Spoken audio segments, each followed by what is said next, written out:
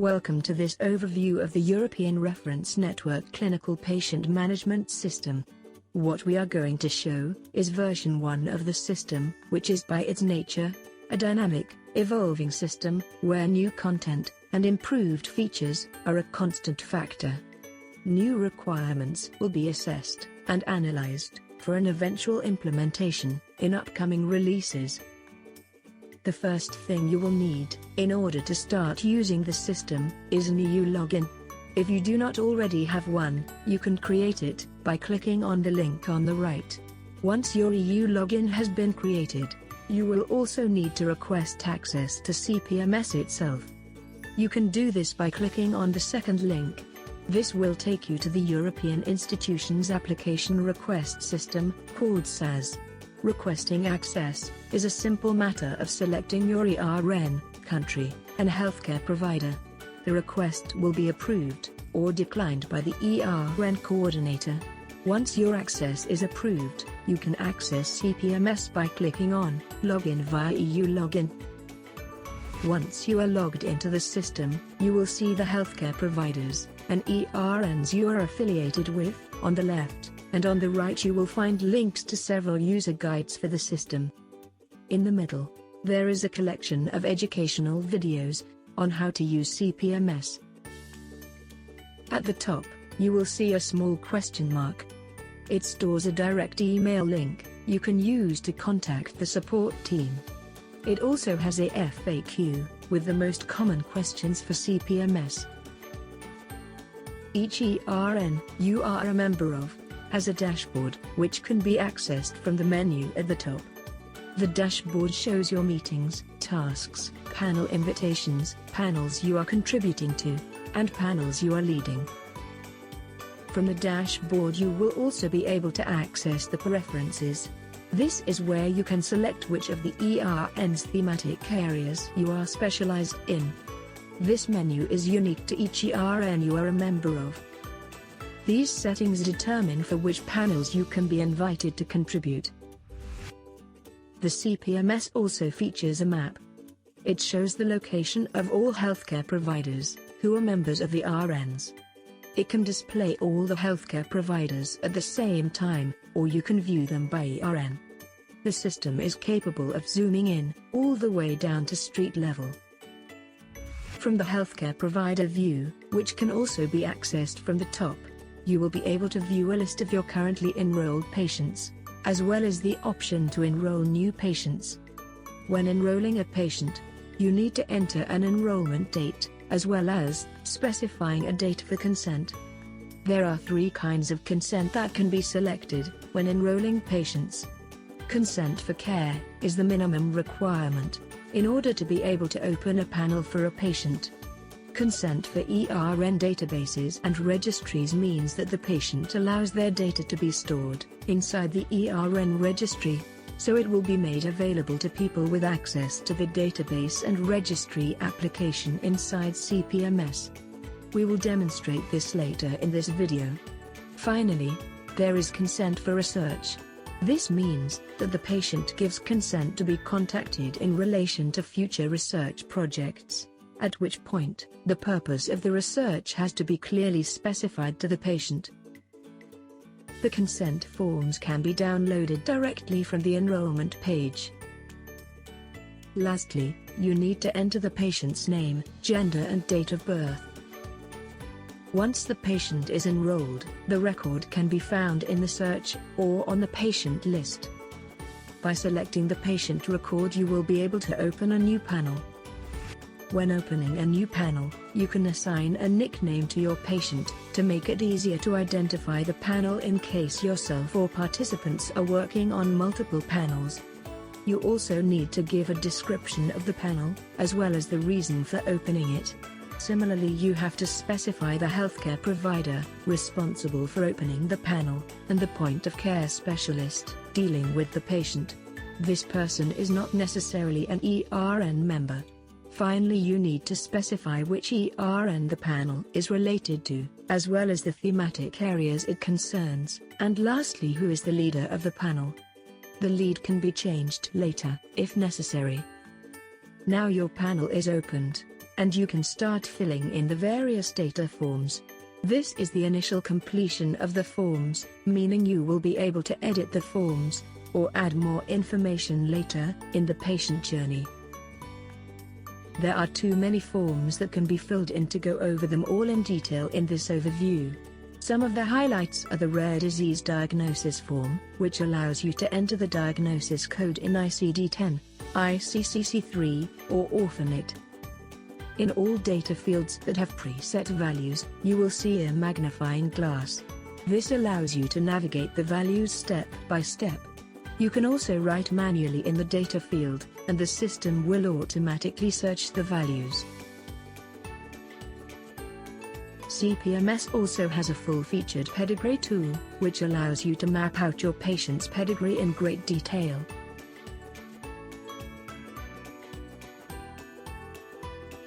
Navigating the data forms is made very easy, using the navigation column on the left.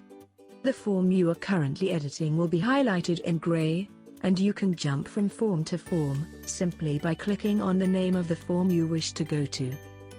Finally, you can attach files to the referral record, which can be done manually, or if your hospital is IHE compliant, can be done automatically. Batch uploading can be performed using FTP. Alternatively, single or multiple files can be dragged directly onto the screen under the Add Files header. CPMS allows most file types to be uploaded, and if the file you are adding is a DICOM image, the system has a built-in viewer which will allow you to add additional information to the image. There are several different edits you can perform. For example, you can invert the colors of the image, you can zoom in and out, increase or decrease the brightness, you can also create measurements directly onto the image. You can flip the image vertically or horizontally. Similarly, the image has a dedicated comment field, where you can write information related to the image. Edits and comments will be saved, and other members of your panel will be able to see these when viewing the image. Panel members will also be able to comment and perform edits on the image. You can also add complete series of DICOM images, that together form a small animation.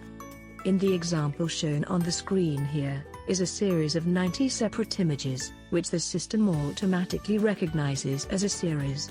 You can control the speed at which the animation is shown. You cannot annotate the entire series, but you can pause the playback and annotate the individual images.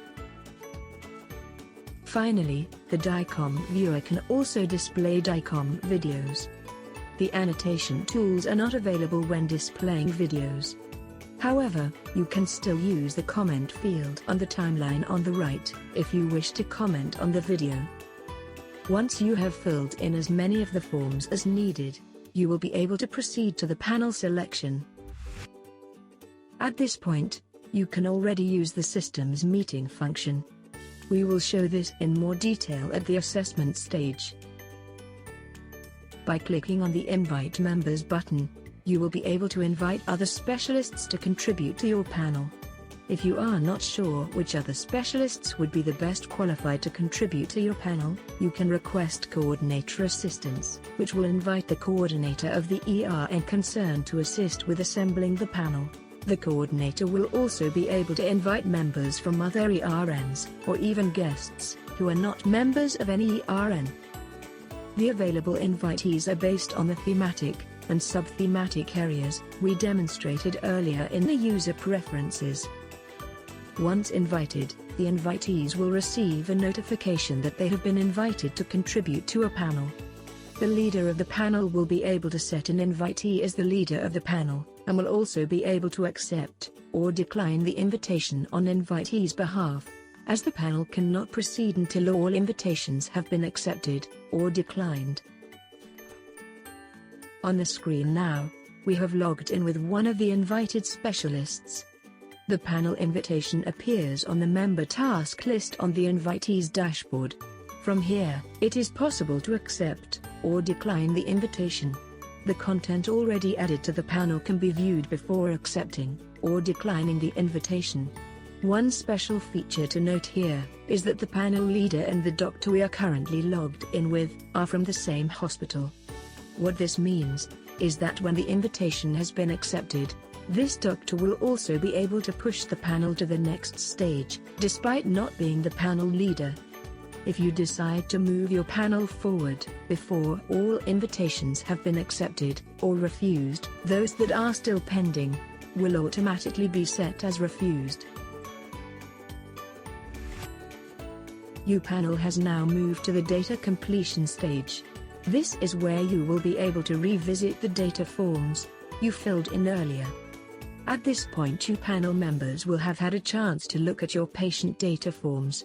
Panel members might need additional information in order to be able to make a proper assessment.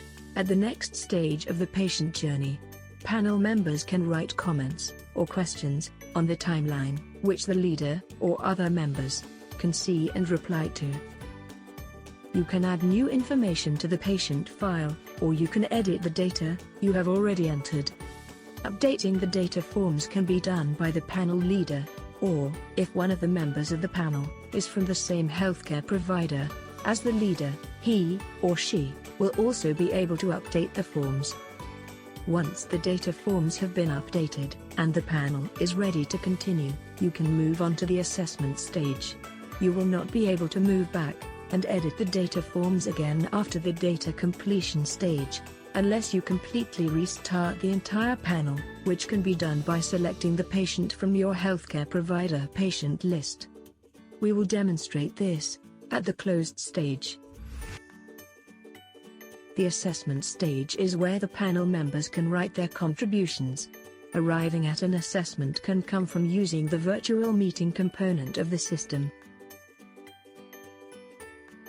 When setting up a meeting, you can either set it as a new meeting, or you can make it part of an already existing meeting group. The meeting groups can be set up by the ERN coordinator.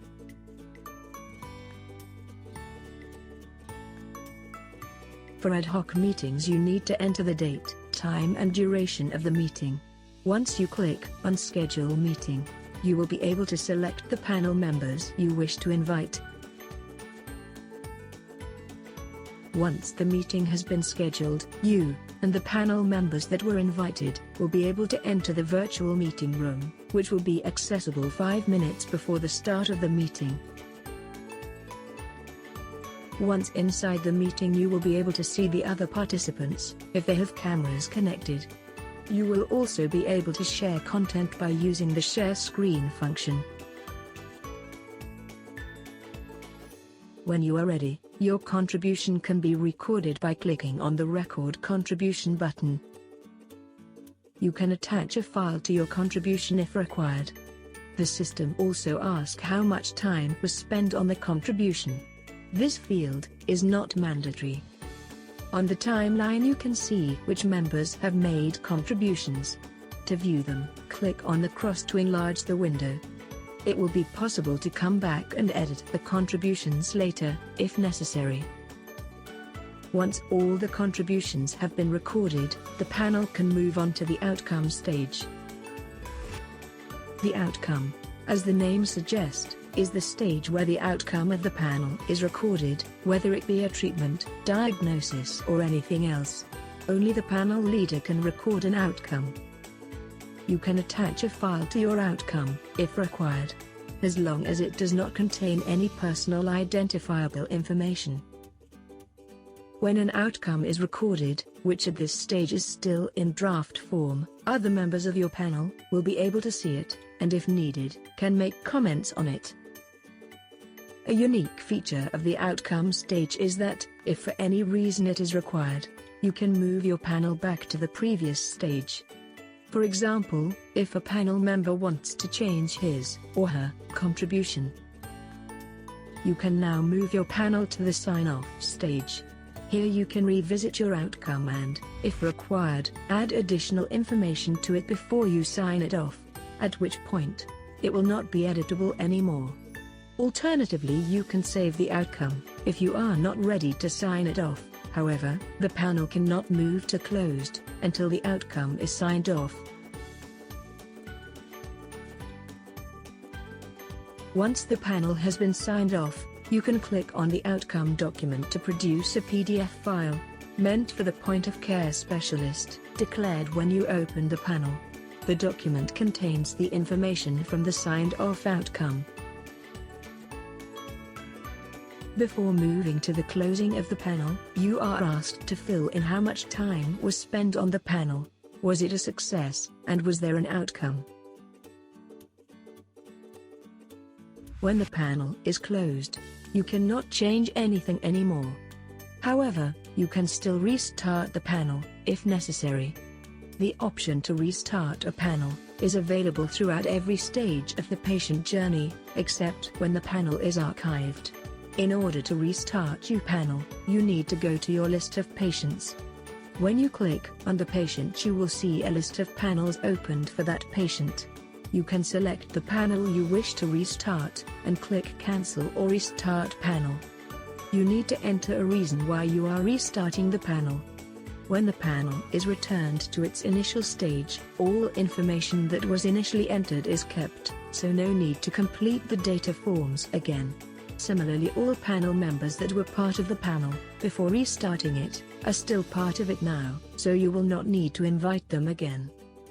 Also, in the closed stage, you have the button, Make Data Available for ERN Databases and Registries. This button only appears if the patient gave consent to use their data in the ERN's databases and registries. Pressing the button will make it possible for users of CPMS, with access to the research application, to use the data to build reports. When working in the research application, you can drag as many items as you need to the selected tables column. When done, you can save your query. When saved, it will be available to other researchers from the same ERN. You can also use the query to generate an Excel file. After closing the panel, you will arrive at the final part of the patient journey, which is the archived stage.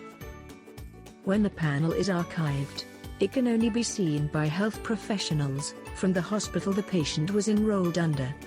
The panel leader can also find it in his or her ERN dashboard, under My Panels. The archived panels cannot be modified. The only thing you can do, apart from seeing the patient file, is to see the outcome letter. We hope you have enjoyed this brief overview of the clinical patient management system in its current form. And remember, our support team is available to answer any questions you may have.